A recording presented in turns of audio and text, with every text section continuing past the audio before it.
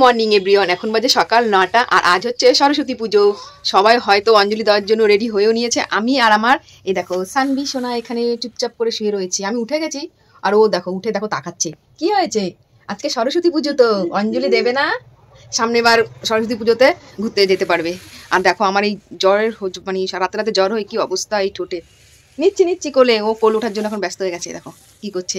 আর ওর এই 3-4 দিন ধরে এত ঠান্ডা লেগেছে, নাক দিয়ে তো মানে কি বলবো, নিঃশ্বাসই নিতে পারছে না, মুখ দিয়ে নিঃশ্বাস নিচ্ছে। আগের দিন ডক্টরের কাছে গিয়েছিলাম, তখন এতটা ঠান্ডা লাগেনি, কিন্তু এই 2 দিন ধরে প্রচুর ঠান্ডা লেগেছে, ভয়ও লাগছে। কি হয়েছে? কান্না করছে, কথা বলতেই দেবে না। কি হয়েছে? কি হয়েছে? দেখেছো নাকে পুরো শোষো করছে। তো ডক্টরের নাম লিখিয়েছি, 12:30টার সময় আমাদের যেতে হবে। তো চলো, ও এখন কান্না করছে, এখন আর বেশি কথা বলা যাবে না, কারণ এখন কান্না আরম্ভ করলে আর কান্না বন্ধ হবে না, যেহেতু ঠান্ডা লেগে গেছে ওর অলরেডি। আমার তো প্রচুর ঠান্ডা লেগেছে, ঠান্ডার জন্য মানে কথাই বলতে পারছি না, এত কাশি, এত বুকে কফ হয়েছে, ওই কারণে হয়তো ঠান্ডাটা ওর বেশি লেগেছে। ঘুম থেকে উঠে আমাদের সকালে ব্রেকফাস্ট কমপ্লিট। আমি খেয়েছি ভাত, আর আমাদের সানভি স্নান খাওয়া দাওয়া সব কমপ্লিট। আর দেখো সাজুগুজু করে নিয়েছে। আমরা এখন বেরু যাবো। বেরু বলতে কি, ওকে একটুখানি ডক্টরের কাছে নিয়ে যাবো। সকালবেলায় তোমাদেরকে বলেছি প্রচণ্ড ঠান্ডা লেগেছে, ও নাক দিয়ে নিঃশ্বাস নিতেই পারছে না, মুখ দিয়ে নিঃশ্বাস নিচ্ছে আমাদের সানভি। তো ও তো রেডি, স্নান টান করা হয়ে গেছে। আমি এখন স্নান করে তারপর ওকে নিয়ে বেরোবো। এখন বাজে 12:30। তো 12:30টার পরই আমাদের যেতে বলেছে। আর এখানে দেখো লেবু কেটে রেখেছে মা, খাওয়ারই টাইম হচ্ছে না, এখন লেবু রয়েছে। আর আমার ভাত খাওয়া কমপ্লিট। আর বুঝতেই পারছো, ছোট বেবি থাকলে টাইম কি আর পাওয়া যায়? ওকে খাওয়ানো, স্নান করানো, আর ওর পাশে না থাকলে ও কান্নাকাটি করে। কোলে থাকতে এতটা ভালোবাসে, আর কোল পেলে ওর কিচ্ছু লাগে না আমাদের সানভি, তাই না মাম্মা? কিচ্ছু লাগে না, তাকাচ্ছে। আর রাতে তো মানে কি বলবো, জ্বালায় তো অবশ্যই, প্রায় 3 থেকে 4 ঘন্টা ও জেগে থাকবে, কিন্তু কান্না করবে না, জেগে জেগে খেলবে। কিন্তু ওর পাশে তো কাউকে থাকতে হবে রাত জেগে। কি হয়েছে? আর কাঁথা বালিশ কিচ্ছু রাখবে না, সবটা ঠেলে ফেলে দেবে। আমি কি বলছি আবার শুনছে, পাকু মাম্মাম, তাই তো? আর এখনো তো আমাদের মানে আতুর ওঠেনি, আতুর উঠবে, তারপরে মশারি টশারি সব খোলা হবে। দেখো সবসময় আমরা এই মশারি নিচেই থাকছি, আর আজকে তো সরস্বতী পুজো, আমরা কোথাও যাচ্ছি না। আজকে আমি আর সানভি এই মশারি নিচেই বসে আছি। একটু পরে যাবো ডক্টরের কাছে। সবাই তো একদম শাড়ি টাড়ি পরে রেডি হয়ে সব ঘুরতে যাচ্ছে। আমরা কবে যাবো ঘুরতে? সামনের বার যাবো ঘুরতে।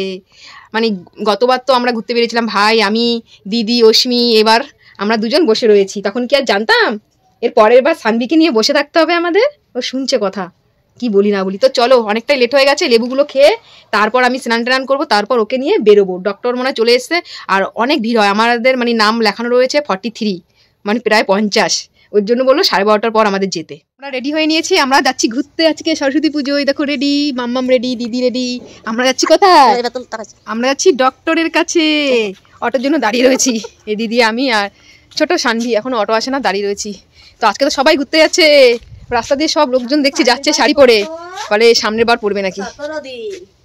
তো চলো যাই, ডক্টর তো চলে এসেছে 2 ঘন্টা আগে। এই যে আমাদের সোনা মাম্মাম, আমরা ঘুরতে যাচ্ছি, তাই তো? ঘোড়ার নাম শুনলে একদম পুরো একদম চোখে গুড়গুড় করছে চোখগুলো। হ্যাঁ হ্যাঁ, খিদে পেয়েছে। ডক্টরের কাছে অনেকটাই ভিড় ছিল, আর আমার শ্বশুরমশাই চলে এসেছে আমাদের ছোট সানভিকে দেখতে। আমাদের ডাক্তার দেখানো কমপ্লিট হয়ে গেছে। দিদিকে আর সানভিকে অটোতে পাঠিয়ে দিয়েছে, আমি আর জয় চলে আসলাম স্কুটিতে। আজকে কিন্তু সরস্বতী পুজো, সবাই কি সুন্দর শাড়ি পরে ঘুরছে। আর আসছিল ভ্যালেন্টাইন ডে। জয় আমাকে এই ফুলটা আর এই ক্যাডবেরিটা গিফট করেছে। জয় আমাকে বললো, আজকে তো তোমার মনেই নেই যে আজকে কি। প্রত্যেক বাড়ি কিন্তু আমি জয়কে কোনো না কোনো কিছু গিফট করি। এবার আমাদের ছোট্ট সানভির সাথে আমার সবকিছু মাথা থেকে বেরিয়ে গেছে, কারণ আমাকে প্রত্যেকটা দিন রাত জাগতে হয়, আর শরীরটাও ভালো লাগছে না। জয় আমাকে এসে এই গিফটটা দিয়েছে, আমি যা খুশি হয়েছি। জয়কে বললাম, তোমার মনে আছে? ও বললো, হ্যাঁ আমার মনে আছে। আর আমাদের ছোট্ট সানভি কিন্তু তাকিয়ে রয়েছে। দিকে দিদি সানভি নজর ওঠানোর জন্য পান, সর্ষে আর সাথে 5টা শুকনো লঙ্কা দিয়ে সানভির গায়ে বুলালো। এগুলো এখন কাঠের উনুনে দিয়ে দেওয়া হবে। যদি গন্ধ বেরোয় তাহলে ভাববো যে কোনো নজর লাগেনি, আর যদি গন্ধ না বেরোয় তাহলে ভাববো ওর নজর লেগেছে। কটা দিন থেকে ও খ্যানখ্যান করছে, কোনো কিছু খাচ্ছেই না। নজর দোষ ওঠানোটা আমি কিন্তু জানতাম না, আমাকে অনেকেই বলেছে এটা করার জন্য। তো অনেকের কথা শুনেই কিন্তু এটা আমি করছি, আর সত্যিই কোনো গন্ধই কিন্তু পাইনি। এই যে মা দেখো 5টা লঙ্কা দিয়ে দিল, একটা লঙ্কা পোড়ালে কত গন্ধ, কিন্তু এখন কোনো গন্ধই বেরোচ্ছে না। এই নজর দোষটা তোমরাও করতে পারো যাদের বাড়িতে ছোট বাচ্চা আছে। আমি তো প্রথমবার এই নজর দোষ কাটালাম। সে দেখো দিয়েছি, কোনো গন্ধই নেই। আমরা দাঁড়িয়ে রয়েছি, 5টা শুকনো লঙ্কা দিয়েছে, কোনো গন্ধই পাচ্ছি না। দেখ দি, কোনো গন্ধই নেই। এর থেকেই বোঝা যাচ্ছে যে কিছু একটা হয়েছে। কোনো গন্ধ নেই। আমি এখানে রয়েছি, 5টা লঙ্কা পোড়ালে এমনি সময় যা গন্ধ বেরোয়, এই সময় কোনো গন্ধই বেরোচ্ছে না। खत्म। Bye bye, tata, goodbye, गया।